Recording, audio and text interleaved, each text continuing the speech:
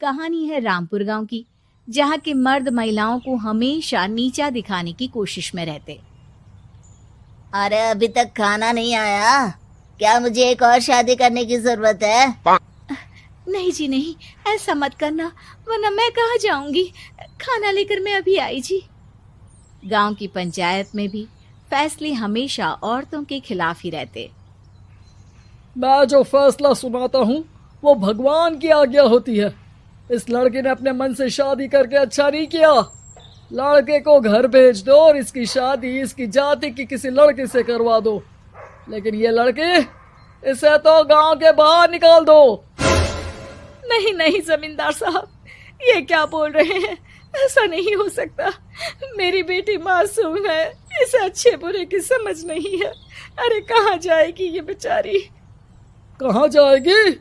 इतनी चिंता है तो पूरे परिवार का गांव निकाला कर देते हैं।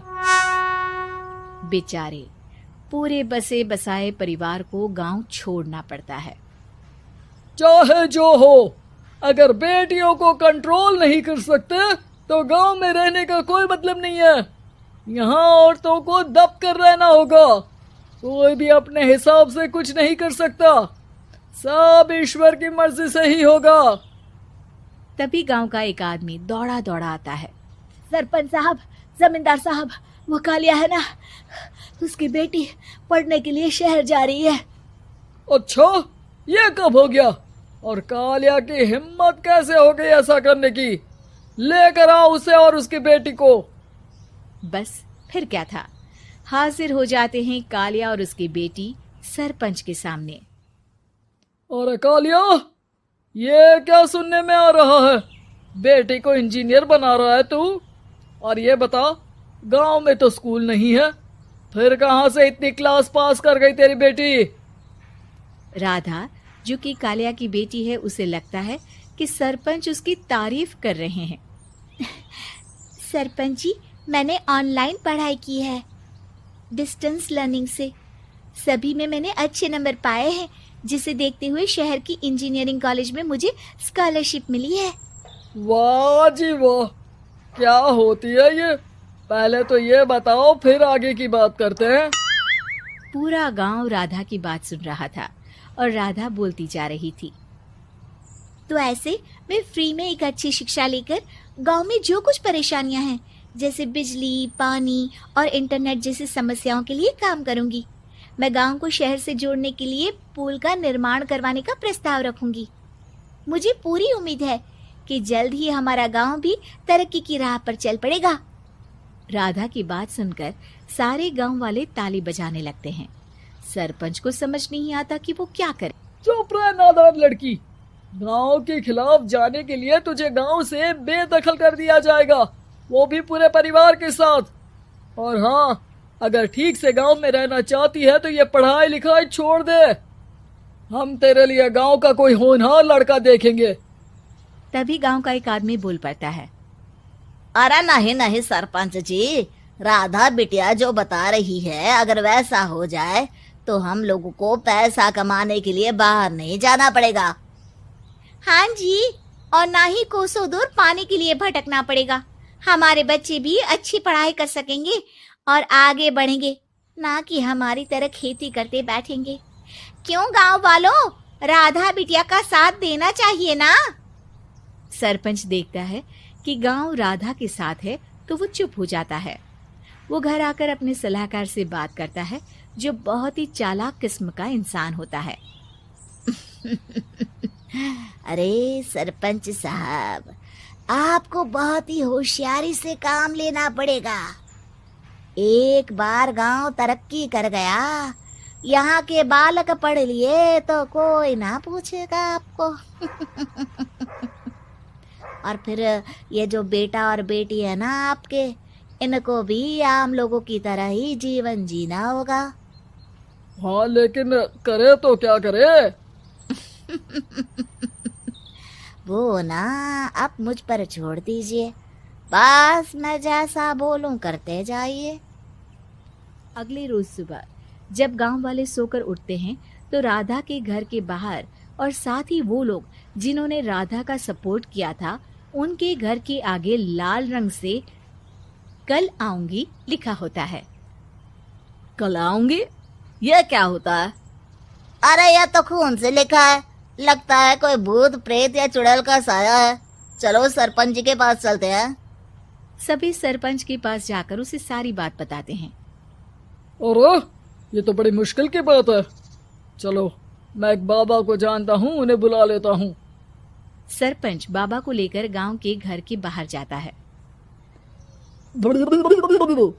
ओहो, तो ये वो चुड़ैल है जो उन लोगों को निशाना बनाते हैं जो गांव को बदलने का सपना देखते हैं। वो गांव को ऐसे ही संपन्न देखना चाहती है, वो नहीं चाहती कि कोई बाहरी यहाँ का कायाकल्प करे। क्या तुम लोगों में से किसी ने गांव को बदलने की सोच रखी है? तभी राधा की माँ रोते रोते आती है। मेरी राधा घर से गायब हो गई है। अरे कोई तो बचाओ, मेरी बच्ची कहाँ गई?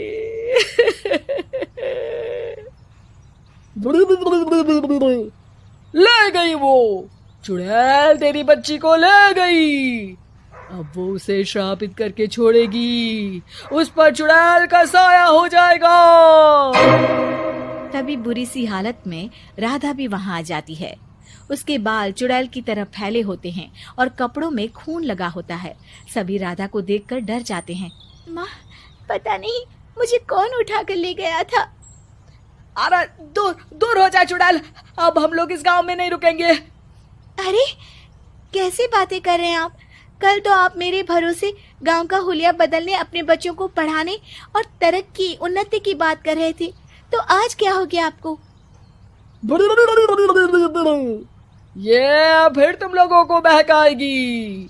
ये चुड़ैल गांव में आ चुकी है, ऐसे ही ये तुम्हारे घर के बच्चों को भी ले जाएगी। गांव वाले राधा को गांव से बाहर निकाल देते हैं। उसके माँ बाप रोते रहते हैं, लेकिन गांव वाले नहीं मानते। मैं भी अपनी बहन के साथ गांव के बाहर रहूंगा, लेकिन वो पढ़ाई नहीं छोड़ेगी। वहीं सरपंच के घर पर सलाहकार कहता है। देखा, सांप भी मर गया और लाठी भी नहीं टूटी। लेकिन अगले ही दिन सरपंच के घर के बाहर भी वही शब्द लिखे होते हैं। और फिर सरपंच की बीवी कहती है, हमारी बेटी को किसी ने अगवा कर लिया है। तभी राधा का भाई वहां आ जाता है। अरे गांव वालों, मैंने सरपंच जी की बेटी को देखा था। वो चुड़ैल उसे उठाकर ले जा रही थी। अरे क्या मजाक कर रहे हो? नहीं नहीं सरपंच जी, आप नहीं जानते। वो चुड़ैल अब आपकी बेटी में आ जाएगी, जैसे राधा के अंदर आ गई थी। तभी सरपंच की बेटी वैसी ही हालत में वहां आती है जैसे राधा आई थी। पापा, पता नहीं कैसे मैं गायब हो गई थी। चुड़ैल, इसके अंदर भी चुड़ैल का साया है, मारो इसे। अरे नहीं नहीं, इसे भी राधा के पास गांव के बाहर ही भेज दो। अरे चुप रहो, मेरी बेटी कहीं नहीं जाएगी और चुड़ैल वुड़ैल कुछ नहीं होता है। अरे कैसे बात कर रहे हो सरपंच जी? आप तो बोल रहे थे कि आपका फैसला भगवान का ज्ञान होता है, तो अपने पर बात आई तो अब आप ऐसे बोल रहे हैं। अरे ना ना ना, आपको अपनी बेटी को त्यागना ही होगा। अरे बुलाओ बाबा को। राधा का भाई बाबा को ले आता है, जिसे अब गांव वालों के डर के कारण सच बोलना पड़ता है। मैं कोई बाबा नहीं हूँ, मैं तो मोची था। ये सलाहकार महोदय ने मुझे कहा था एक्टिंग करने को। अब वो मुझे पैसे देने वाले हैं। अब मुझे माफ कर दो। गलती हो गई, मुझे माफ कर दो। तभी वहां राधा आ जाती है। देखा सरपंच जी, जब गांव के बच्चे साक्षर होंगे तो आप जैसे लोगों की चालाकी नहीं चलेगी।